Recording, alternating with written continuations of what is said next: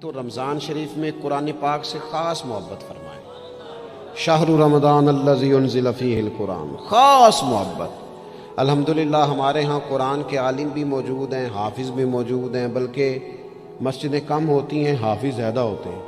تو خوب ارادہ کریں کہ قرآن مجید سننا ہے. ہم کھڑے رہتے ہیں، پاسپورٹ کے دفتر بھی 1.5 گھنٹہ لوگ کھڑے ہیں، شناختی کارڈ کے دفتر میں بھی کھڑے، امیگریشن کی لائنوں میں بھی کھڑے.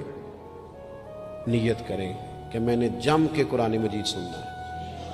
اور جس مسجد میں پہلی تراویح شروع کریں، کوشش کریں کہ ساری تراویح اسی میں پڑھی جائے، اور خاص ذوق کے ساتھ. خاص پنجاب میں ایک گاؤں تھا، تو اس میں ایک دفعہ ایک بالکل عام سادہ سا آدمی دکاندار تھا، تو اس کا انتقال ہو گیا، تو اس کی قبر سے خوشبو آنے لگی. عام سادہ آدمی تھا، قبر سے خوشبو آنے لگی. لوگ پہنچ گئے، معلومات کی، گھر تک گئے. کہا کوئی مطلب ٹھیک ہے داڑھی شریف تھی، نمازی تھا، لیکن کوئی ایسی خاص چیز ہم نے نہیں دیکھی. تو اس کے گھر والے بتانے لگے کہ نا قرآن مجید نہیں پڑھا ہوا تھا. بوڑھا آدمی تھا لیکن قرآن مجید سے عشق کرتا تھا. کئی گھنٹے قرآن مجید کو وضو کر کے اپنے پاس رکھتا اور پھر انگلیاں چلاتا اور کہتا میرے مالک نے میرے لیے جو بھی فرمایا ہے حق اور سچ ہی فرمایا. اسے چومتا، پیار کرتا.